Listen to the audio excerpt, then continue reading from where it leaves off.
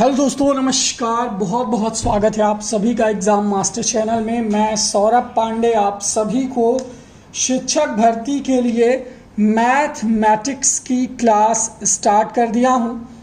अब पिछली क्लास में देखिए, मैंने आपको कुछ सिंबल्स का परिचय कराया था, कुछ चिन्हों का परिचय कराया था। अब इस क्लास में आप समझेंगे नंबर सिस्टम को। मतलब भले ही आपको नंबर सिस्टम संख्या पद्धति के बारे में पहले से जानकारी हो, लेकिन इस लेक्चर को देखने के बाद जितना आसानी से मैं आपको बताऊंगा और जितना आसानी से आपके दिमाग में ये घुसेगा उसको आप लोग देखिएगा, क्योंकि कुछ ऐसी चीज़ें होती हैं जो अगर उन्हें खास बना के आपके सामने प्रस्तुत किया जाए तो आपके दिमाग में वो हमेशा के लिए चली जाती हैं। तो बात करेंगे टॉपिक नंबर सिस्टम की और इसे 100% क्लियर कर देंगे। ठीक है, सबसे पहले जानते हैं कि नंबर सिस्टम है क्या, संख्या पद्धति क्या है। मैथमेटिक्स की जो शुरुआत है वो यहीं से होती है और हम आपको एकदम बेसिक लेवल पर ले जाकर के पढ़ाएंगे। तो सबसे पहले देख लीजिए कि जिस पद्धति में या जिस सिस्टम में, एक ऐसा सिस्टम जिसमें संख्याओं को लिखा जाता है, संख्याओं को निरूपित किया जाता है या संख्याओं का मान प्राप्त किया जाता है, उसे हम संख्या पद्धति या नंबर सिस्टम कहते हैं। ये नोट्स आपको कैसे मिलेगा इसकी भी जानकारी आपको वीडियो के अंत में मिलेगी। प्राकृतिक संख्या, देखिए नंबर सिस्टम में सबसे पहली चीज़ जो आती है वो आती है प्राकृतिक संख्या, यानी जिसे अंग्रेजी में कहते हो आप नेचुरल नंबर्स। अब प्राकृतिक संख्या क्या है समझिए, जो वस्तुओं को गिनने के काम आती हो, यानी वे संख्याएं जिनसे हम वस्तुओं को गिन सकें, बता सकें कि इतनी वस्तुएं हैं। जैसे 4 किताबें, 12 केले, 2 बच्चे, 3 वो। हम ये नहीं कह सकते, देखिए इसमें शून्य नहीं है, ये याद रखिएगा कि शून्य जो है ये प्राकृतिक संख्या नहीं है, क्योंकि हम ये नहीं कह सकते कि मेरे पास शून्य पेन है ना। मेरे पास शून्य, मतलब शून्य में हम वस्तुओं को नहीं गिन सकते, दैट्स इट। तो शून्य जो है वो प्राकृतिक संख्या में नहीं आएगा। मैं ये कह सकता हूँ कि मेरे पास 1 पेन है, 2 पेन है, 3, 4, 5, अनंत। ये चिन्ह मैंने आपको बताया था, ये अनंत का चिन्ह है। इसीलिए मैंने कहा था कि जब इन चिन्हों का मैं प्रयोग करूंगा, पिछला वीडियो मैथ का जो था वो आप लोग देख लीजिएगा। अगर नहीं देखा है तो वीडियो के अंत में आपको लिंक मिल जाएगा आपकी स्क्रीन पर, उस पर क्लिक करके आप चिन्हों वाला वीडियो देख लेना, तो सारे इंपॉर्टेंट चिन्हों से आप परिचित हो जाओगे। तो इसका मतलब क्या हुआ, देखिए कि भाई 1, 2, 3, 4, 5, 6 और इसके बाद अनंत तक, यानी जहां तक करोड़, 10 करोड़, अरब, 10 अरब, जहां तक हम किसी चीज को गिन सकते हैं वहां तक हम प्राकृतिक संख्या को ले जा सकते हैं 1 से। इसमें शून्य शामिल नहीं है, समझ गए। तो प्राकृतिक संख्या यानी नेचुरल नंबर्स वे नंबर्स हैं जो वस्तुओं को गिनते हैं, जो एक काउंट बताते हैं। अच्छा, ये माइनस में भी नहीं होते कि मेरे पास -2 पेन है, नहीं, ये हमेशा प्लस में होंगे, ये हमेशा याद रखिए, प्राकृतिक संख्याएं। अब इसके बाद जो आता है वो दूसरा टॉपिक है पूर्ण संख्याओं का टॉपिक। चलिए पूर्ण संख्या देखिए, पूर्ण संख्या को सबसे पहली बात तो अंग्रेजी में कहते हैं होल नंबर। अच्छा चलिए, प्राकृतिक संख्याओं को n से प्रदर्शित करते हैं, याद रखिएगा n का मतलब नेचुरल नंबर्स। ठीक है, ये भी क्लियर रखिएगा क्योंकि आपको मैथमेटिक्स में ये बहुत काम देने वाला है। अब देखिए पूर्ण संख्याएं यानी होल नंबर, समग्र। प्राकृतिक संख्या में अगर हम 0 को शामिल कर दें तो वो पूर्ण संख्याएं कहलाएंगी। ठीक है, यानी अभी तक जो प्राकृतिक संख्या थी बस हमें 0 ऐड अगर हम कर दें इसमें तो सभी अनंत तक, अब ये पूर्ण संख्याएं हो गई। यानी विदाउट 0 ये सभी जो है प्राकृतिक संख्या थी, लेकिन अगर हम इस काउंट में 0 को भी ऐड कर लें, यानी 0 से लेकर के अनंत तक की संख्याएं पूर्ण संख्याओं में आती हैं, वो चाहे 1 हो, चाहे 2 हो, चाहे 3 हो, 4 हो, एक्सेट्रा, अनंत तक। ये अनंत का चिन्ह याद रखिएगा, ठीक है। और इसे हम W से प्रदर्शित करते हैं। तो प्राकृतिक संख्या के बाद आपको जो जानना जरूरी है वो है पूर्ण संख्या। पूर्ण संख्या में बस 0 को भी हम शामिल करते हैं, समझ गए। अब तीसरा देखिए, लेक्चर जहां पे ना समझ में आए, इसी तरह मैं एकदम बेसिक से चलूंगा, छोटी छोटी चीजों से आपको बड़े बड़े सवाल हल करना सिखा दूंगा। पूर्णांक संख्याएं यानी इंटीजर्स नंबर, ठीक है।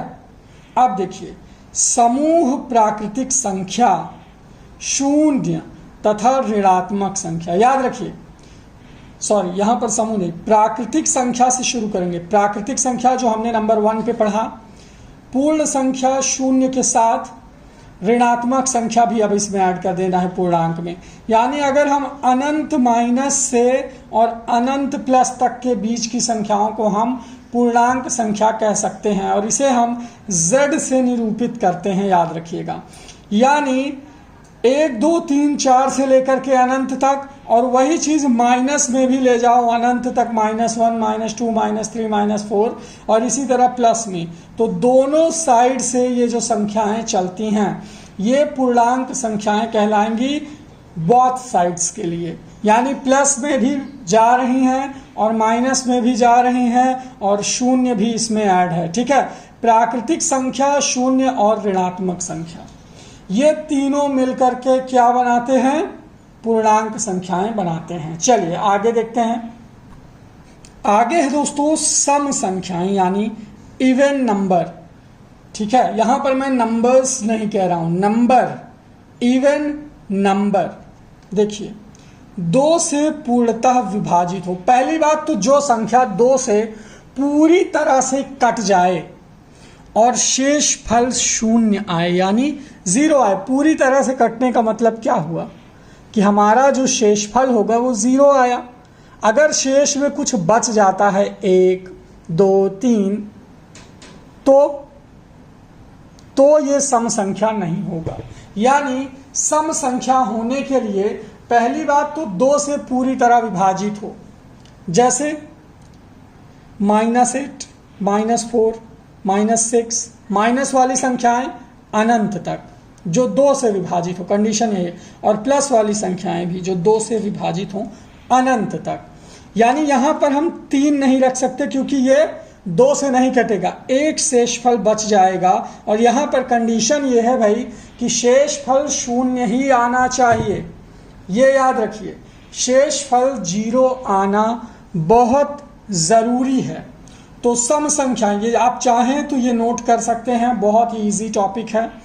अब चलिए आते हैं विषम संख्या यानी ऑड नंबर, जो 2 से पूर्णतः विभाजित ना हो। यानी सम संख्याओं का जस्ट उल्टा विषम संख्या, यानी -7 -5 -3 3 5 7 9, ठीक है। ये विषम में आती, भले ये 3 से कट जाए 9, लेकिन विषम है 9, ठीक है। देखिए, आप कभी कभी विषम में और अभाज्य में हो जाते हैं कंफ्यूज।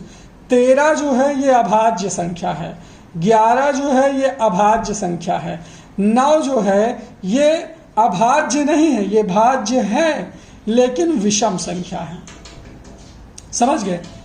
13 भी अभाज्य भी है और विषम भी है, ठीक है। सम नहीं है तो विषम हो गई, और भाज्य नहीं है तो अभाज्य हो गई।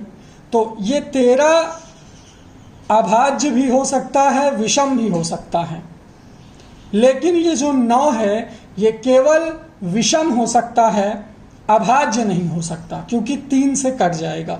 अब यही चीज हम समझेंगे यहां पर। देखिए, भाज्य संख्याएं यानी को प्राइम नंबर, भाज्य संख्याएं जो संख्या या तो 1 से या फिर स्वयं के अलावा किसी भी दूसरी संख्या से अगर कट जाती है, किसी भी दूसरी संख्या से हम उसमें भाग देने में सफल हो जाते हैं। देखिए कंडीशन यहां पर, 1 से तो सभी संख्याएं कट जाएंगी, है ना, और स्वयं से भी सभी संख्याएं कट जाएंगी क्योंकि एक बार में आएगा। जैसे 10 है तो 1 से अगर काटेंगे तो 10 बार में ये कट ही जाएगा। तो अपने आप से और 1 से कटना तो कॉमन बात है, वो सभी संख्याएं कटती ही हैं। लेकिन अगर इनके अलावा भी किसी भी संख्या से, किसी भी दूसरी संख्या से अगर वो संख्या विभाजित हो रही है 2 से, 3 से, 4 से, 5 से, किसी भी संख्या से, यहां पर कोई नियम नहीं है, दूसरी किसी भी संख्या से अगर विभाजित हो रही है तो हम भाज्य मान लेंगे। जैसे 9 जो है ये भाज्य संख्या है, क्योंकि इसे हम अभाज्य नहीं कह सकते, ये 3 से विभाजित है, ठीक है। 4 है, 6 है, 8 है, 10, 12, 14 किसी भी दूसरी संख्या से विभाजित हो जाए, ठीक है। जैसे 15 भी है, यह भी भाज्य संख्या है, क्योंकि 5 से विभाजित है और 3 से विभाजित है, तो भाज्य हो गई। 15 से भी कट जाएगा, 1 से तो है ही, 15 से है, साथ ही 3 और 5 से भी हो रहा है, तो हम इसे भाज्य संख्या के समूह में डाल देंगे। अब यहाँ पर आपको जो समझना है वो है अभाज्य संख्या, जिसे आप कहते हैं प्राइम और कंपोजिट नंबर। ये क्या है? ऐसी संख्या जो 1 से और स्वयं के अलावा किसी भी दूसरी संख्या से विभाजित ना हो। आ गई ना वही बात, देखिए भाज्य का जस्ट उल्टा, यानी भाई हम कटेंगे तो बस 1 से कटेंगे या स्वयं से कटेंगे, बाकी किसी और से नहीं कटेंगे। जैसे 2। अब कभी कभी एग्जाम में क्या होता है कि अगर आपसे कह दिया जाए कि बताओ निम्नलिखित में से अभाज्य संख्या कौन सी है, और ऑप्शन में मैं आपको दे दूं 4, 6, 2, 8, अब तो आप हो गए कंफ्यूज। मैं आपसे कह दूं कि बताओ निम्नलिखित में से कौन सी संख्या अभाज्य संख्या है, तो अब अभाज्य संख्या की जो कंडीशन है वो आपको ये पता है कि ये 1 और स्वयं के अलावा किसी भी दूसरी संख्या से विभाजित ना हो। तो यहां पर 2 एक ऐसी संख्या है जो या तो 2 से कटेगी या 1 से कटेगी, बाकी किसी और से नहीं कटेगी। तो हम यहां पर सी ऑप्शन लगा सकते हैं सही, समझ गए।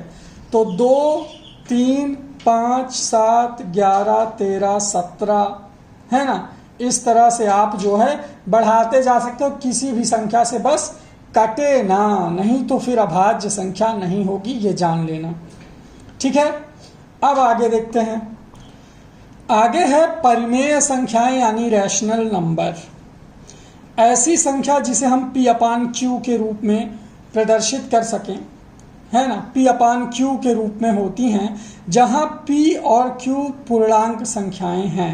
याद रखिएगा, P भी पूर्णांक हो, Q भी पूर्णांक हो, और Q नॉट इक्वल टू 0, यानी जो नीचे की संख्या वो 0 ना हो, 0 के बराबर ना हो।